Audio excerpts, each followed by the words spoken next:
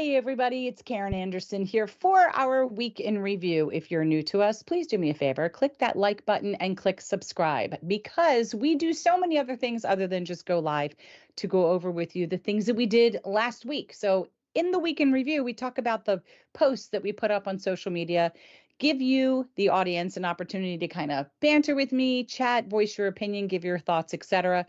But when we're not doing the week in review, we will interview physicians, clinicians, disability attorneys, you name it, and give you a chance to ask questions live. In addition, we have some very brave souls who decide to share their Survivor series live here on our AHTV channel.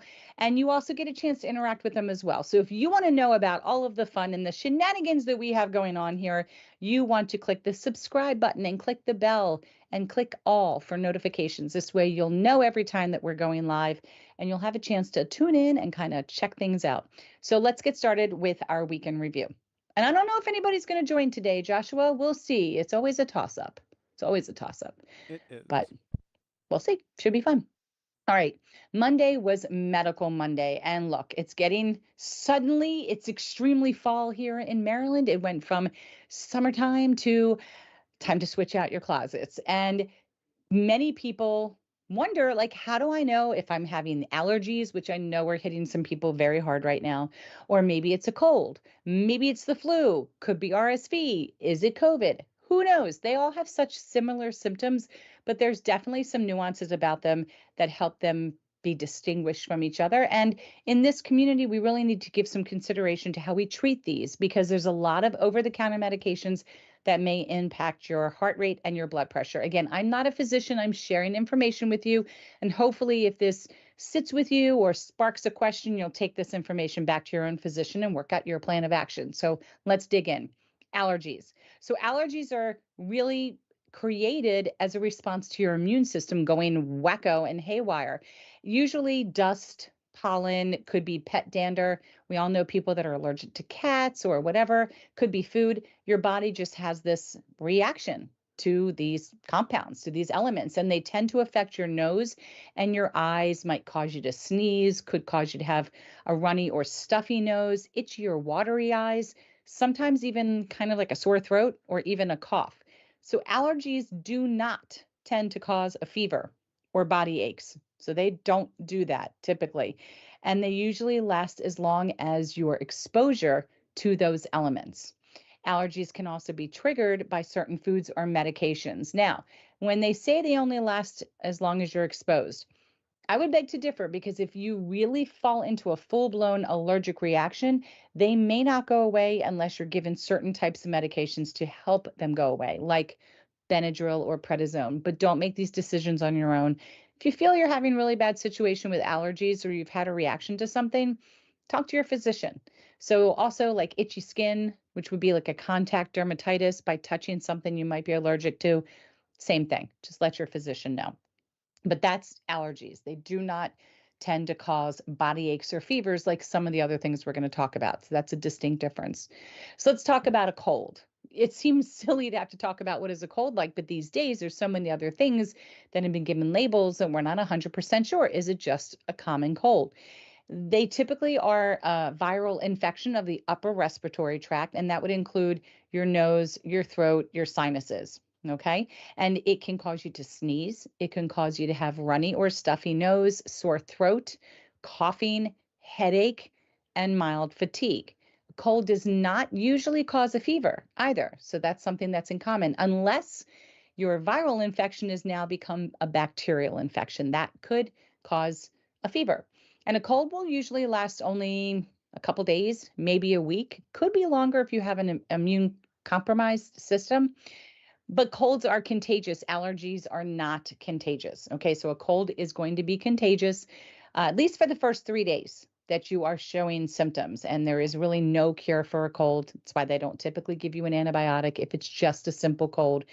And you can, though, treat the symptoms, rest, drink a ton of fluids, because as you're sneezing, if you've got a lot of runny nose, you're depleting your body of fluid. So you might want to replenish with some water. It's always the best thing.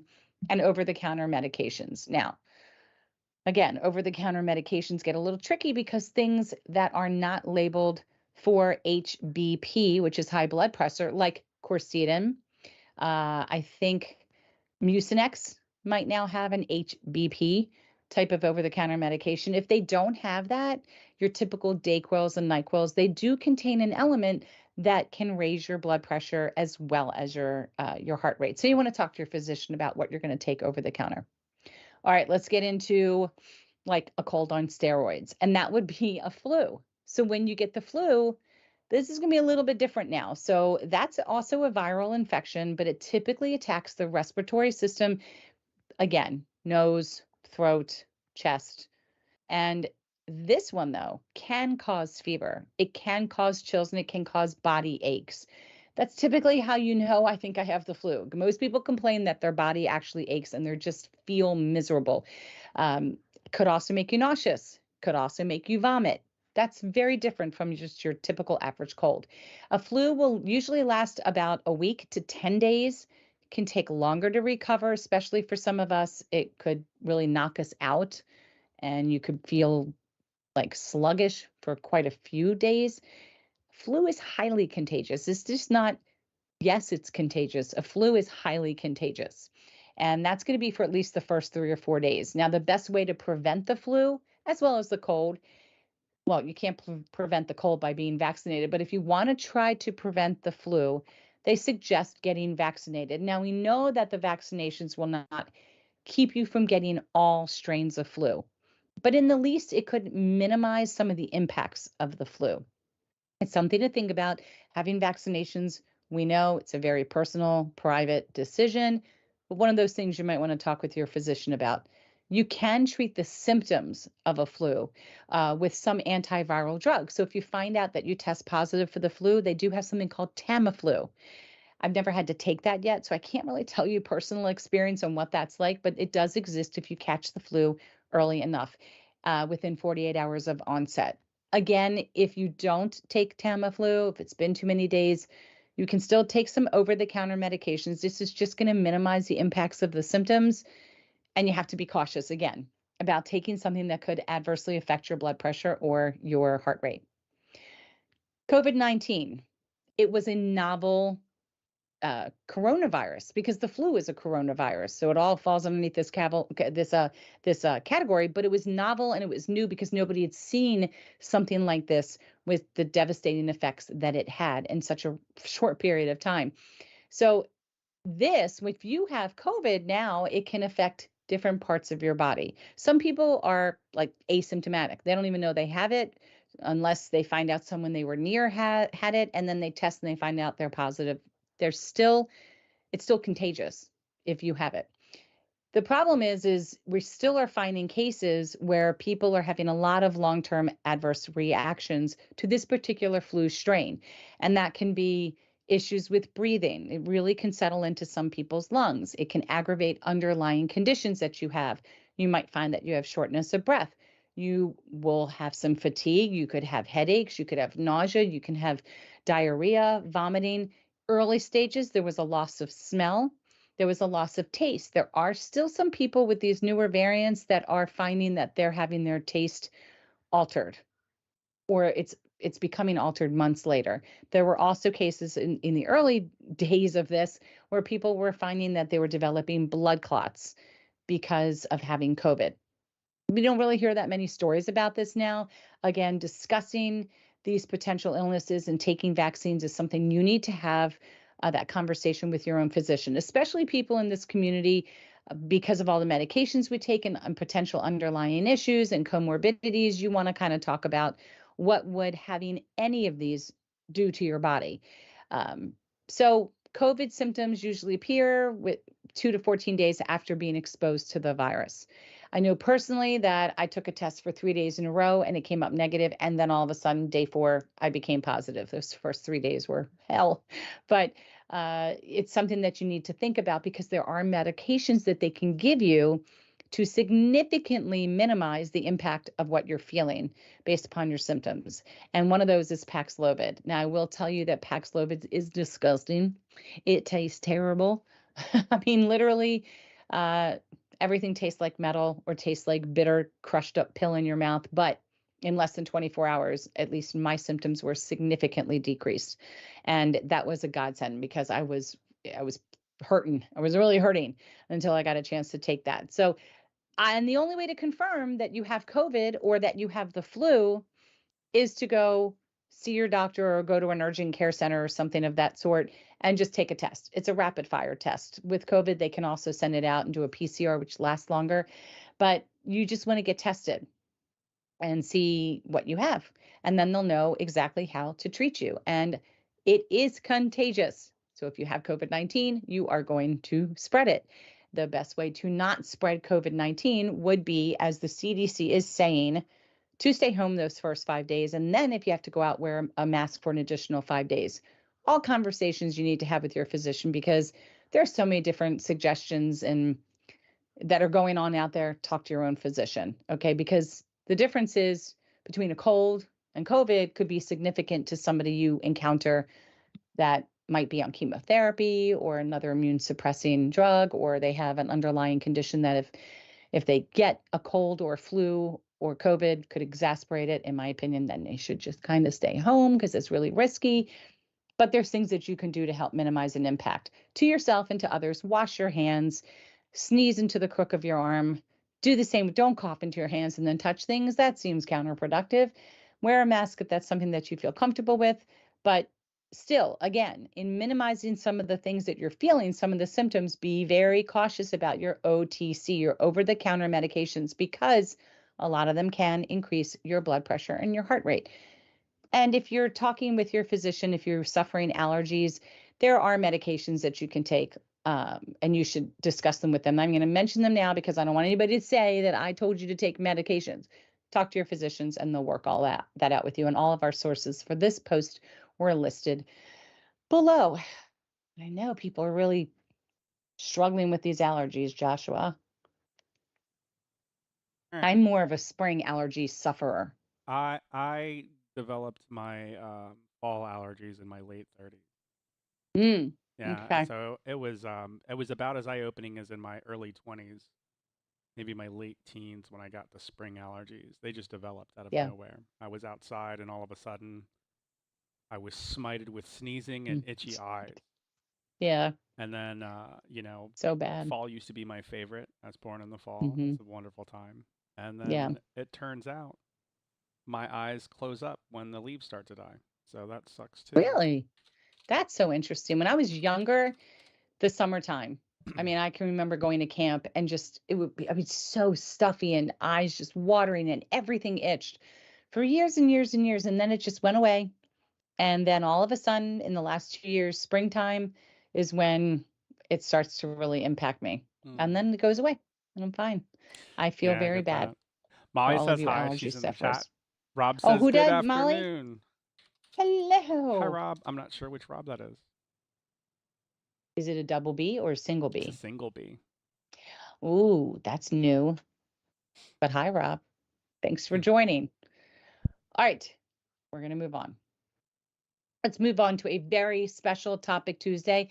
Again, these Tuesdays, they're still being provided to us by our third-year medical student, Adam Ahmed, and our fourth-year medical student, Duke.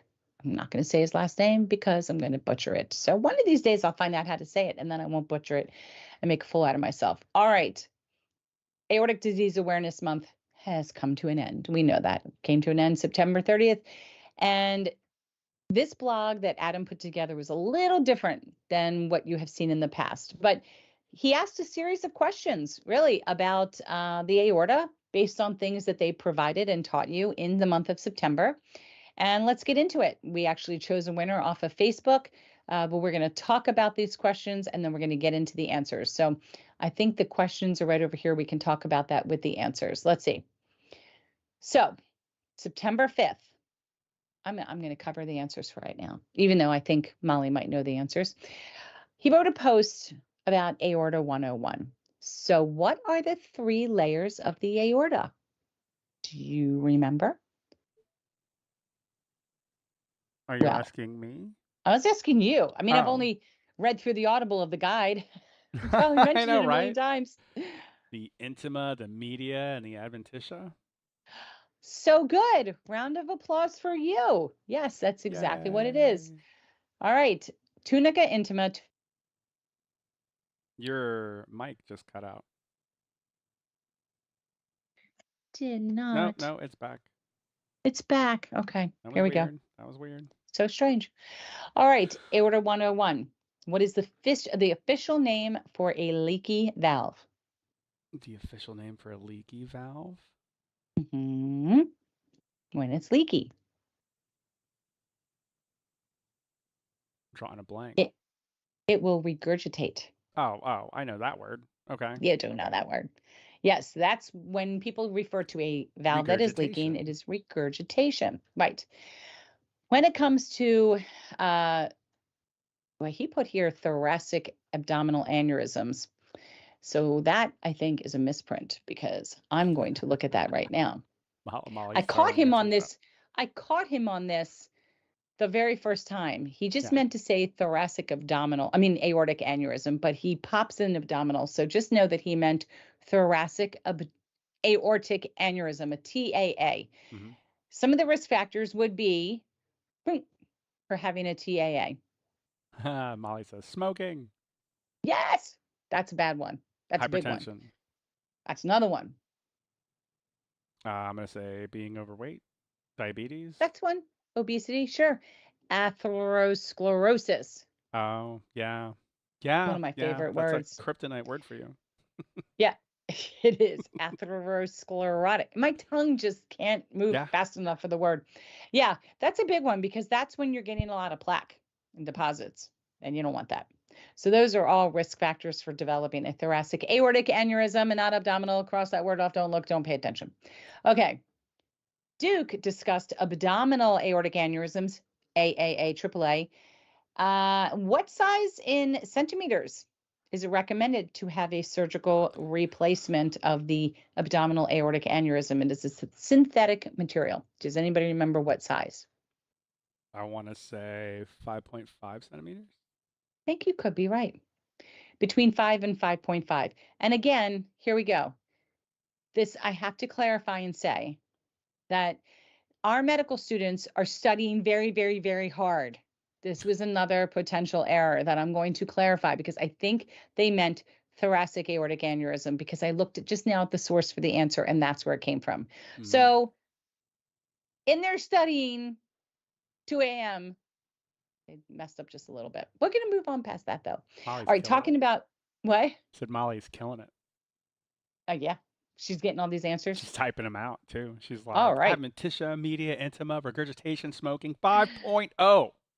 Yeah, 5 and 5.5. So if you have a thoracic aortic aneurysm, typically we always hear the measurement needs to be at least between 5 and 5.5 centimeters. This can vary because if you have a connective tissue disorder and your valve's getting wonky, they may want to do it sooner. So a lot of things go into consideration. I know people that are sitting at 5.7, but their valve's great and they're non-symptomatic and everything's going fine, and they're still planning around when to plan the surgery. Makes me freak out when I hear that, but every situation's different. So don't hold steady and fast that it has to be at least 5. Talk to your doctor about that. All right, so speaking about CTDs, can you name one connective tissue disorder that puts you at risk for an aortic dissection? This should be easy. You mean like the Loeys D's, the Marfans, these things? Yeah, Sure, I can name a absolutely. Yes, you could. Very good. All right, so what's the difference between a type A or a type B dissection? Type A is an ascending coming from the root going up toward the arch, and a descending is past the arch going down into the belly. Look at you. I've Look been at doing you this for go, a few years. Joshua. You have been. You have been. As Dr. Ben Udelman says, A is ascending and B is descending. Easy way to remember that. You know All what? right. Hold on. Rob's got a question here. He says, now, Sure. once you have the graft, what percentage of buildup do you have to have before facing another replacement? Percentage of buildup. So typically nothing will build up inside of the graft. I can't say that I've ever heard that anybody develops atherosclerosis in a graft material. I don't know if that's what you're referring to, Rob. Yeah, I was But hoping if you you had more information on question? Yeah, I don't know. That's a good question. We do have an Ask a Doctor coming up, I believe, this week. So we can always ask Dr. Prakash that question. I will say that if you have any native tissue prior to that graft or after the graft, I suppose those areas of original tissue could build up with some plaque, and it would either produce stenosis, which would be the hardening of that portion, or it could produce an aneurysm. So I don't know. It's a really good question. I'm gonna write that Hmm one hmm down. I agree. I'm That's a gonna good write that question. down. But I don't think you have to worry about it happening in the graft. I feel somewhat confident in my answer as a non-medical professional. Disclaimer. Yeah, that's a good one. All right, valves. How many leaflets do most valves contain? Typical valve should have 3 leaflets. If you have a bicuspid valve, that means you have 2, in which case you might have regurgitation. Or no, no. Well, you might What is it? develop an aneurysm But or regurgitation. what is the what is it called when it starts to calcify? As would be stenosis, I think. Stenosis. And is Yeah. that a thing that happens with bicuspid valves? I think it can happen with anything, Oh, okay. but typically with bicuspid, you're going to end up with some regurgitation because it is only 2 leaflets, Hmm and that's going to cause an aneurysm. Sure. And same thing with a unicusp, which we don't hear of that often, but I have seen a couple. And same thing with a quadcuspid, 4 cusps, which I've only come across one person so far that had that. Wow. So I never even knew you could have those. It's amazing. All right. Speaking of the aortic valve blog post, what are the 2 ways we could actually replace the valve? One of them can be done using a small cut in your groin, shoulder, or neck.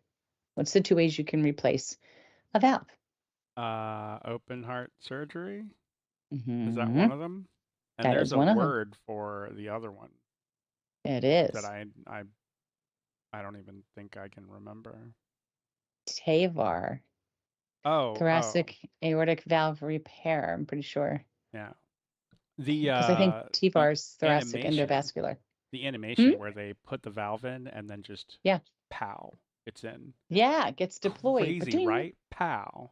Amazing. Just kind of pushes your valve aside and just starts working. It's really Very cool. amazing. Very, They very just sew that cool. in. Yeah. All right. What are the 2 types of surgeons that can actually treat aortic disease? Uh, a thoracic, cardiothoracic surgeon. Is that one? Mm-hmm. Yep. Um, and a vascular surgeon? Very No? good. Yeah? Yes. No way. Yes. Yeah? 2 for 2? So way. Yes. Very good. Absolutely. Look at me. I'm Ding gonna get a ding. B minus on this test. All right. And some of the imaging tests that we use to diagnose aortic disease, what would be 2 of those 2 of that we those. typically use? An Hmm. MRI if you want to wait 45 minutes for your scan, and a Right. CT scan if you're in an emergency. True. Very good. And some of the other ways could be an echo or Mhm. a TEE, esophageal echocardiogram. Phew, big See, you words. can say Big that, but words. when you get to atherosclerosis, Atherosclerosis or hygienic that was a good one or too. colloquially. Oh, Not my friend. Not my friend.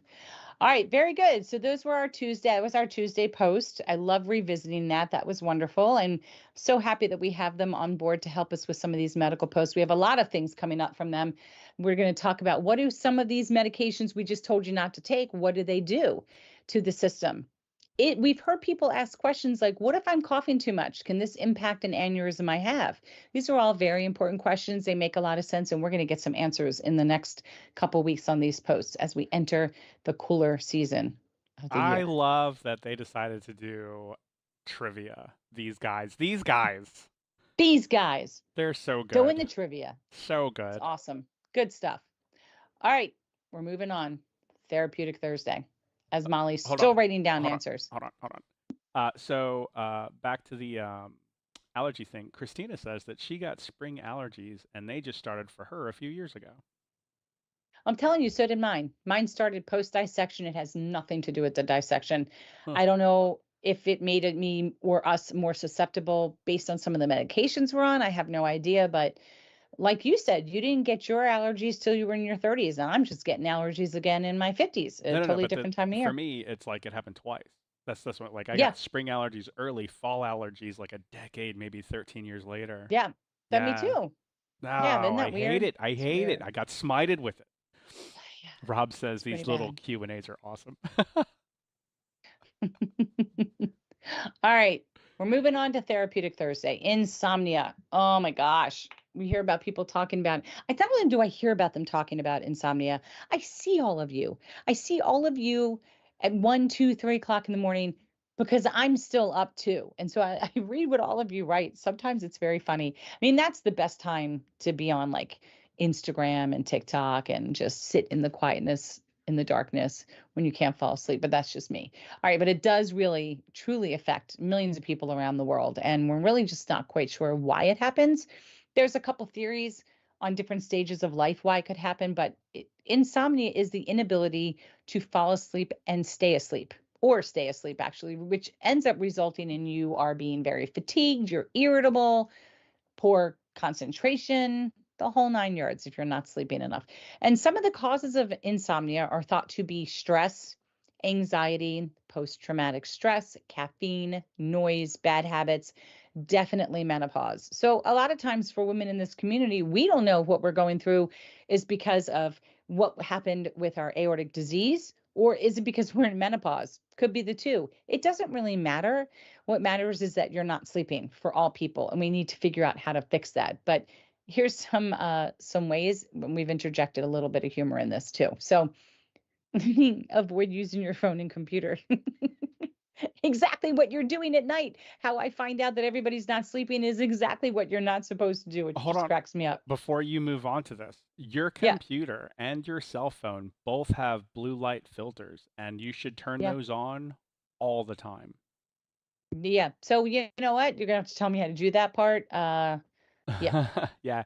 As somebody who suffers from like the sleep issues my whole life, when I found that out, I saw a noticeable difference of laying down and being more comfortable and ready for sleep. They're okay. on 100% of the time on every device. All right. Even my Xbox has a blue light filter applied to it. So you hear that, everybody? If you're gonna be on your devices, put that blue light thing on your setting. Save your eyes, and maybe you'll fall asleep faster. I'm going to try. As soon as we're done, you're going to tell me where to find that on my phone because that's what I'm typically on late at night. And then I will let you all know if I fall asleep faster. Oh, that'll be good. We'll So check in next week. Yeah, yeah, we yeah. will. So don't let me forget because you know I will. And we were just saying all of these electronic devices, they emit blue light. And as Josh was saying, they can keep you awake, keep your mind stimulated. It's just not going to be good for helping your insomnia. Plus, you might see something scary or annoying that will actually haunt your dreams. So we don't want that. Honest to God, that happens to me quite often. And then that's it. I'm a mess. All right, stick to a regular sleep schedule. You know, for me, my brain knows that when I put in my retainers at night, I immediately get sleepy. My brain just knows, okay, it's time. We're just gonna get comfy now. I got my retainers in, it's time to go to sleep. And for a lot of people, they don't believe in televisions in the bedroom because when you go into your bedroom, that's supposed to trigger you to know it's time to go to sleep. So do what you need to do to create that regular schedule. Set up your environment so that your brain says, okay, it's now time.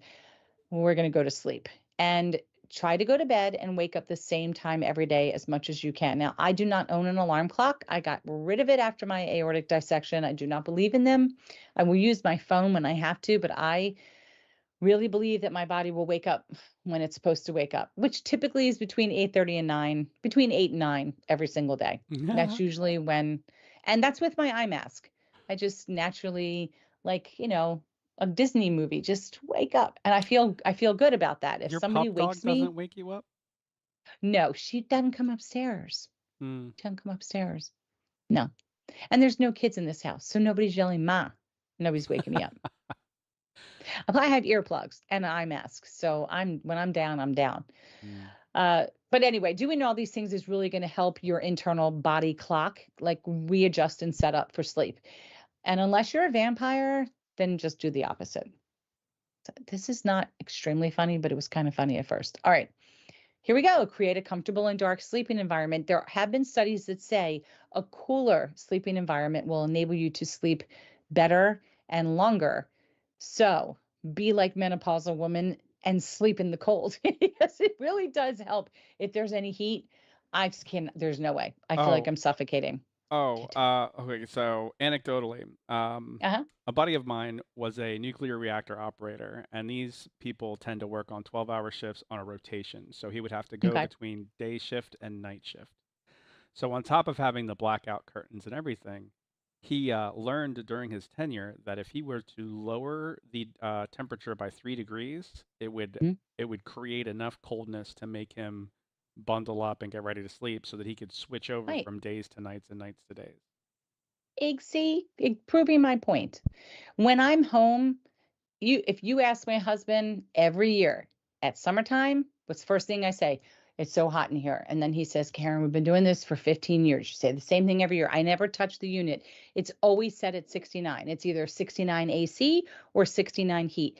69 heat is the worst. I would rather put on layers than to have to, deal with feeling heat come out of that vent. So when I go away on vacation, whenever, however long, immediately the first thing I do is I go right to that AC controller. It goes on AC and it goes down to 66. It just has to. It has to. There's room to play after that. Get me more blankets. I can't have it. I can't. I need the curtains drawn. He needs to have them open. He likes to see the sun in the morning. Ugh. Who wants that? I get my eye mask or I Well, put a towel over my it's eyes. funny that you mentioned that, right? A good way to hack your circadian rhythm is to Yeah, go outside when you wake up. Okay, so but it's there's too cold apparently, outside. I know, there's apparently an enzyme that gets produced by the brain when you are out in the world. You can't look through a Okay. window.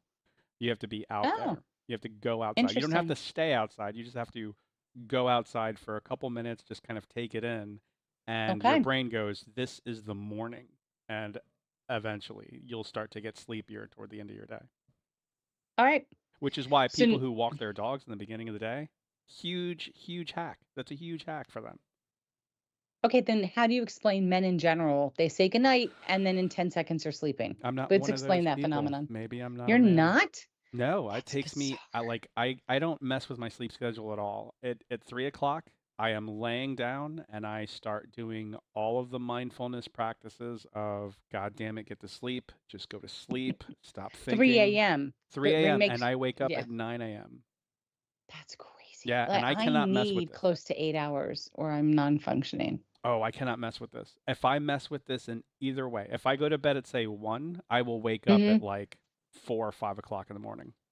That's so weird. Yeah, and then I can't get back to sleep. If I go to bed at 4 or 5 o'clock in the afternoon, I will wake up at 11 and be up until the following day So bizarre. with zero effort. I'll be like, nope, I'm awake. So I am always like done the TV usually between 10 and 11. And if I'm feeling sleepy, I will just turn everything off and I go right to sleep. And again, I'm still not waking up till like 8 a.m. So I'm getting a really good night's worth of sleep. Now, if I am still awake, I'm usually falling asleep with the phone in my head and they crushed together. And I'm usually in bed, most nights by midnight. Some nights it's a really bad night and I can't fall asleep till like 2 or 3 in the morning. But again, I need like a minimum of 6 hours or I'm out by 3 p.m. Got to take a nap. Oh, Just can't do it on Molly's Mondays. chiming in. Molly says Yeah. earplugs and eye shades, says the experienced professional international flight attendant. But See? not every night, because you can be desensitized to them. Oh, well, there have Mm. been a couple nights that she's right, that I have actually fallen asleep, earplugs in hand. I wake with them, there could be one stuck to my forehead the next morning, and you just don't know. But they don't go in. And I just like listening to the sound of the fan, and I will actually fall asleep. And I'll fall asleep with the mask on my forehead. And then as soon as the first sign of sunlight, then it goes down. And that's it. So I'm prepared to make adjustments. But she's right, and if you fall asleep without these extra things, That's great. That's a good sign that you're not addicted or feeling desensitized to those other things. So true. Desensitized. She's right.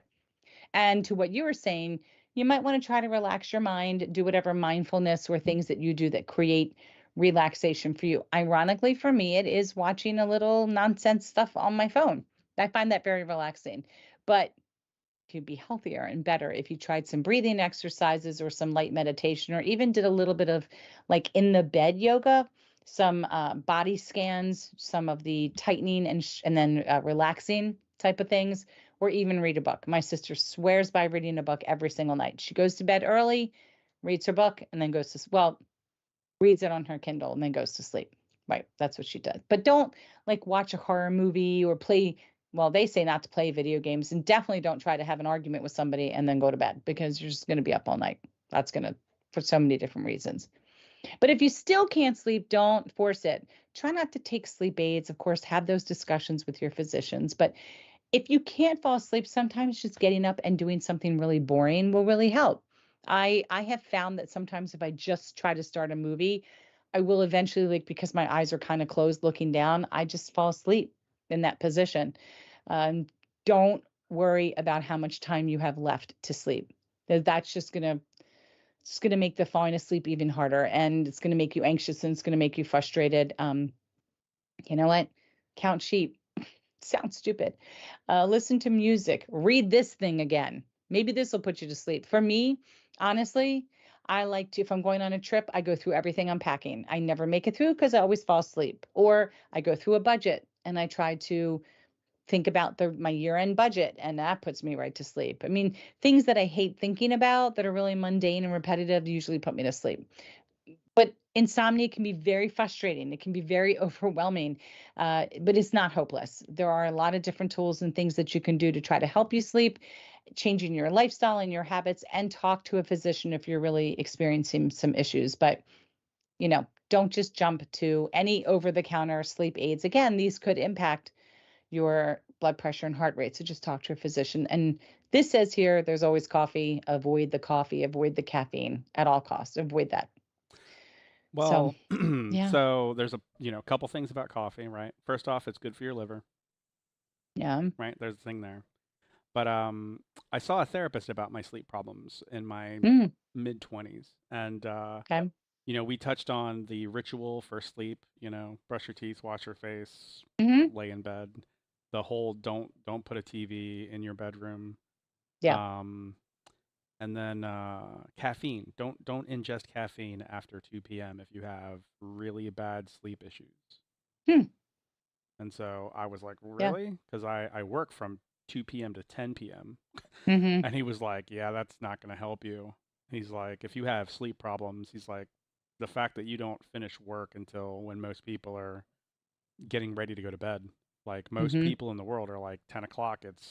They're in the shower. They've already had Right. dinner. Their day's over. They're getting ready to walk the dog and go to bed. And Yep. I'm like, I just got Exactly. home from work, and I would go out every single night. I would find places to go every single night until I Mhm. would go home at like 1 o'clock or 2 o'clock when the bars were closed.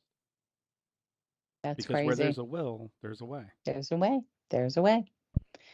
Yeah, caffeine definitely would keep me up, but I don't know, it's just not good for this community in general. But that Yeah, is I can see that. interesting. Yeah, your therapist should have addressed your ritual and made adjustments for your work schedule. Just saying. Oh, I mean, it was a couple of years after that that I just stopped working that kind of Mm. that like anytime I have a discussion with, a new client, I'm always like, listen, I work from 10 a.m. to 10 p.m. every day. Mhm. Mhm. So you have to fit yourself within those hours. There's plenty of hours to fit within. I think so too. Yeah. All right, Feel Good Friday. We wanted to remind everybody about aortic dissection, the patient guide. Look, you can download this for free. You can find this information on the front page of our website, on the top of the resources tab and the top of the Hope Shops tab. So again, download a copy for free. Tell your physician about it because they can order a box in bulk, 25 books in a box for free. If you are very, very interested in receiving a hard copy, fill that form out. And we do ask that you help us offset that cost of shipping and handling if at all possible. It's $10, flat $10 for everybody. But one of the things we wanted to tell you about, a couple things here that I'm not sure if everybody got a chance to read. Uh, our organization here, we were actually established back in 2016 with the goal to kind of create an environment where we felt we were meeting the needs of the community, and the needs are vary. I mean, they vary. There's many different types of needs. Really kind of depends on where everybody is in the process of recovery and management of aortic disease. But we've done a lot through a variety of means. We provide educational and informative podcasts. We showcase survivors and caregivers and their stories. We offer a safe place for them to go to receive support from others.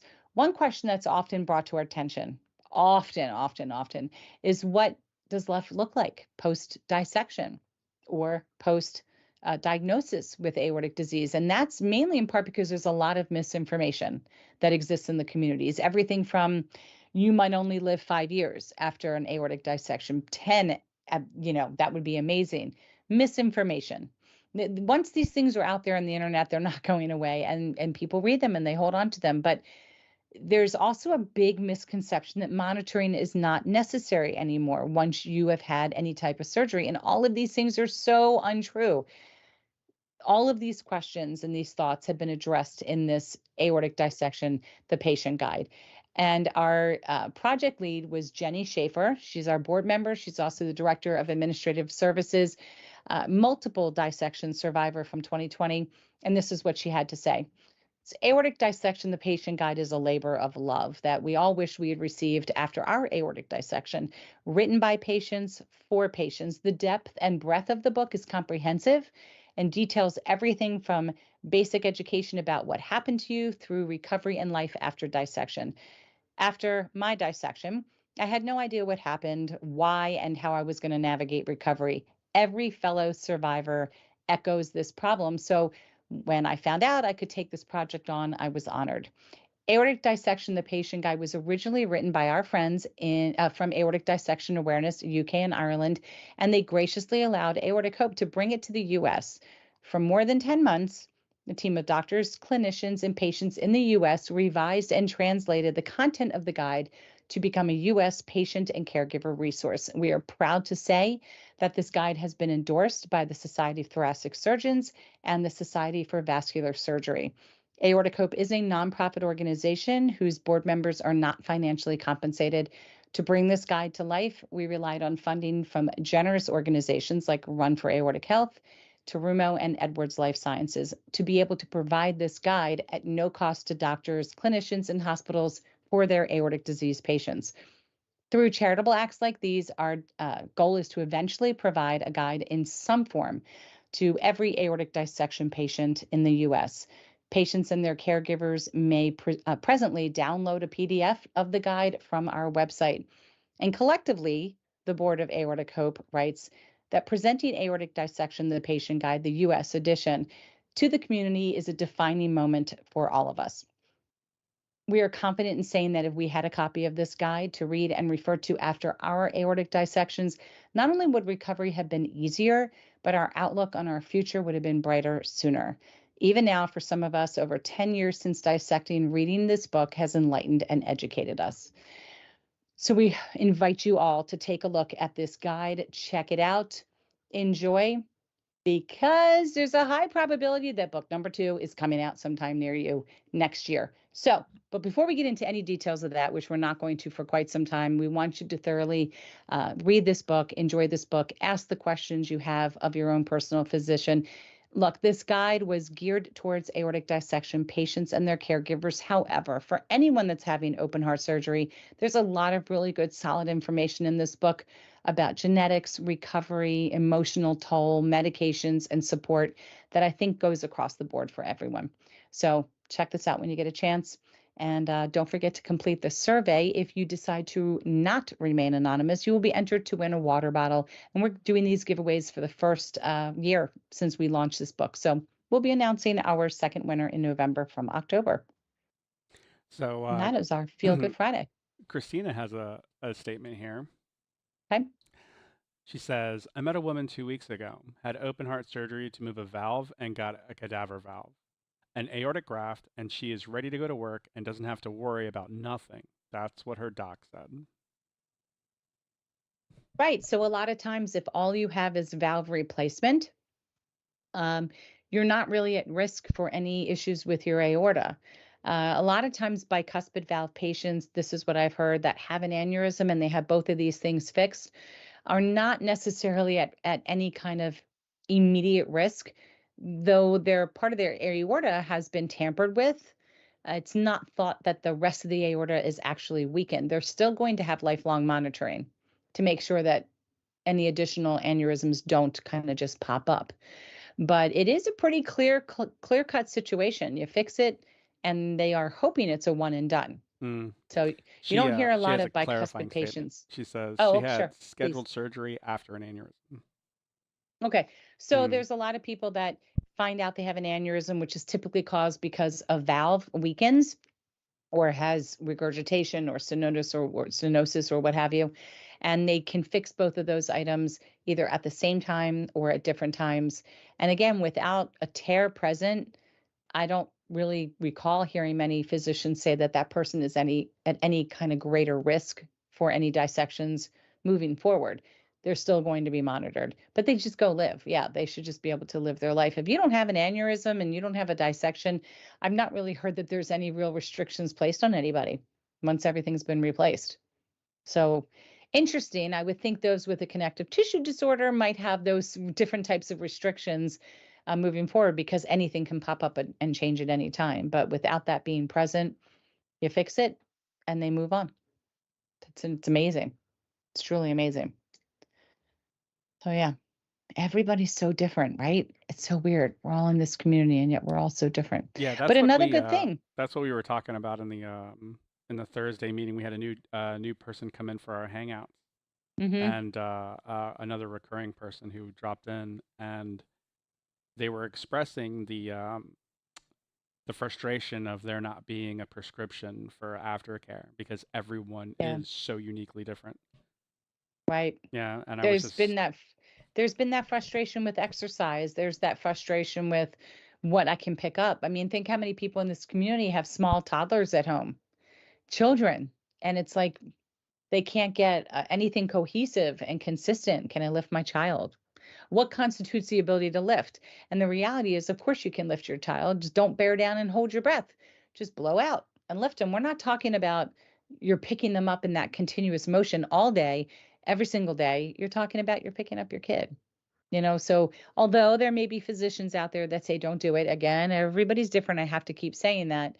But to not be able to give a discharge plan into your recovery, that's just standard that you pull off the shelf. No, it doesn't exist yeah. because, everybody has different things. It complicates things or Okay, so doesn't, I'm not sure right? if Christina has a statement or a question here. She says Okay. she had new grafts, plus she had a new Ross procedure, but she looked it up and it's not new. She was told it was Ross procedure. Okay. I don't know, remember all the names of the Okay, procedures. yeah, I'm not sure. I'd have to Google it. When, uh, but these is great questions. Please bring them to our Ask a Doctor event, which I'll be able to remind you what date and time that is in just a few minutes when we get to the events. These are all fabulous questions, and just hit Prakash with them, and he'll definitely explain and answer what may have been the case in that situation. I had another community member reach out to me. She just had a stent put in her abdominal aorta and was told she would experience no pain, told she could take Tylenol. And it's 2 weeks of agonizing pain and discomfort, issues with a kidney. And, upon further examination, everything looks great. Kidneys look good, no sign of infection. Nobody can explain it. And it's like, I feel so bad because she is being told everything should have been easy peasy and not so much. And some doctors would just say at the end of the day, we are just humans and our bodies are going to do what they're going to do. So it's going to be very frustrating, very frustrating. But thanks, Christina. I think we should talk about that when Dr. Prakash comes on for sure. I love learning. All right.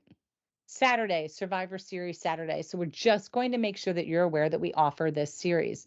We want you to participate. We want you to be featured. The community wants to hear from you. Be the shining light in someone else's life, you know, by submitting your story. Talk about the symptoms you experienced that led you to whatever diagnosis you had. Did you have a dissection? What was it like going to the emergency room? Were you immediately given a CT, or were you sent home being told it was a muscle pull? Like, all of these things are so important. Even if you had the golden standard of care and everything went right, that is a success story and we need to know about it. And if you didn't, that is not necessarily successful in the scheme of how we want things to go. And we need to learn about it. We need to hear about it. It does teach others how to advocate for themselves, and it may create questions for people to talk to their doctors about. You can be featured in our Survivor Series one of three ways. You can write your written story. It's wonderful. People love reading. We will ultimately add a computerized voice to it so that people who, can't see these words are able to hear the words. You can also do a pre-recorded video. Joshua will work that out with you. You can also go live like we are today and have an opportunity to take questions from the community. Either way, we need to hear from you, and it's very simple. You can just apply and someone will be in touch with you. So this information you have to know will be shared on our public page on Facebook, our website, our YouTube channel, probably shared across the board to Think Aorta US on their page. So this is going to be out there. It's something you should think about when you give us permission to share these items. And then no one in the community is compensated for sharing their story. But check out our other survivor stories. They're all online. They're all on the YouTube channel, and you'll get a good understanding. Plus, if you go to the website and you click over here on the right-hand side, it's a bunch of survivor stories there too that you can read and catch up on. All right, moving on to Sunday. All about our Hope Ambassador program. Have you given thought to how you can help the community and be part of Aortic Hope? I'm sure you've thought about it. Well, then you should sign up to be an Aortic Hope Ambassador. You're going to have an opportunity to work with physicians, to work possibly with hospitals, to assist or host fundraisers, participate in speaking events. There's a lot of opportunities for you to kind of help us help others through the recovery and management of aortic disease. So whether it's providing the emotional support to individuals, providing the physical documents like our patient awareness posters into doctors' offices, even just clicking like and sharing the content, that is helping. That is helping us. We do have some specific needs. We would love to meet with some of you who have been grant writers before or have an interest in doing that. We would love to meet with people who love the idea of hosting parties or fundraisers. We want to hear from you as well. Really, any of your skill sets, if you just want to help, we will find a home for you here within the community. Just let us know. And Deb Jolly Warcharlik, who is in charge of our Hope Ambassador program, she will be in touch with you soon. So there's the link, complete it, and we'll get in touch with you and bring you on board as a Hope Ambassador. Okay. Events page. Here we are. Can't believe it's already the middle of October. I can't believe I have to start thinking about my Halloween costume, because we are going to give candy out this year. I have no idea what I want to be. I just have no idea. But I have to come up with it soon because we do have bingo this year. All right, falling right around Halloween. So this week, we still have our Aorta Hangout. That is on every Thursday at 2 p.m. So this is not a support group meeting, although you're going to sign up with the same support group link. You will receive notification once you sign up with that link for each of the support group meetings that we have. And you will also be notified of our Hangouts. Now, support group meetings are just like they sound. They're to give and provide support. It's pretty medically based. We're just swapping stories. We are not physicians. You're not to take what you hear and apply it to your life. You're supposed to take it and share it with your physician. It's pretty simple. We also have guests. This month, we have a special guest. We'll get to that in a minute. Next month, we'll probably have a special guest as well. They usually come for the first half hour, give you some time and attention, answer questions, and then allow all of you to have your personal space, safe space to talk freely about what's bothering you. It's in a closed Teams setting. Hangouts are something different. They are just a mess of fun. You could be watching people cooking, swapping recipes, sitting outside, enjoying the day, driving in their car, sitting at the pool. You're just hanging out with people. And it's just in a virtual setting. That's all. It's no different than hanging out with people at your local Starbucks. You're just doing it through our Microsoft Teams portal here. And highly suggest you join that. So that's coming up this Thursday. We also have our second caregiver support group meeting of the month. We usually have the first one on the first Saturday at 4 p.m. At 10 a.m. This one is at 4 p.m. on the third Saturday of the month.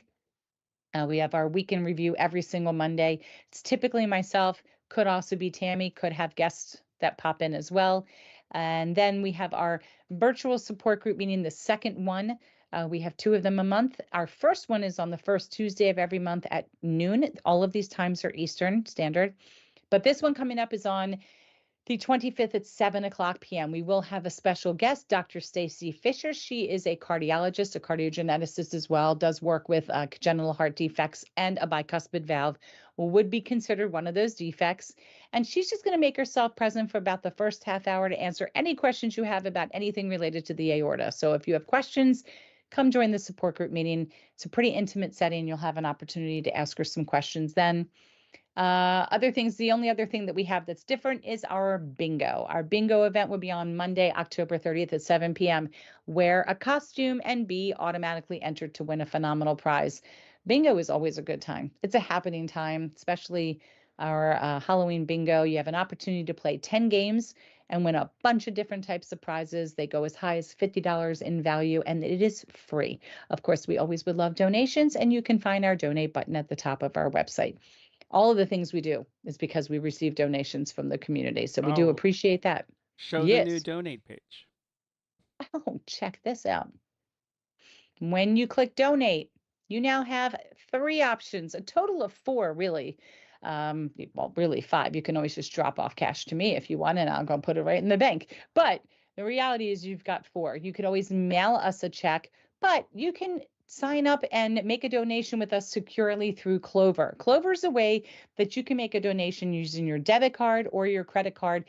But just like most vendors right now, you will assume that 3% processing fee, but it allows us to receive 100% of the intended money of your donation. And you can do that by going to the link or clicking on that QR code. In addition, you can donate via PayPal. We will lose some of that donation due to a fee, as well as with Venmo. And those are your 3 ways right now electronically. Of course, you can always send us a check as well, and we can always put that information up. But we do appreciate your donations. It allows us to kind of do everything that we're doing. And I can't believe we're getting so close to the end of the year. So much more exciting stuff still yet to come. All right. This is our weekend review. We reviewed it. We did it. It's done. It's all done. Look, I just came back from a trip in New York. I can't help it. I got a little bit of the accent stuck with me. All right, everybody, don't forget to please click like, please click subscribe, click the little bell. Thank you all so much for joining us and all of your wonderful questions. I did not put up there the Ask a Doctor. Hold up. Wait a minute. Yeah. Is that this Oh my week? goodness. How did I miss that? It is, and I will add it today. It is on Thursday, the 26th. That's coming up next week. That's 10 Thursday, days. the 26th, 6:30 p.m. Dr. Prakash will be with us here on AHTV. So if you hit your subscribe button and your bell, you're going to know about it. Don't forget, though, these questions are being asked live. And so if you want to remain anonymous, we will include a link to a form where you can ask that question and it will remain anonymous and we'll ask it for you. That's what we got. That's what we did. We done did it. We got through the weekend review, and we will be here next Monday, same time, 3 p.m. Eastern. Thank you again so much, and we'll see you soon. Have a great rest of your week.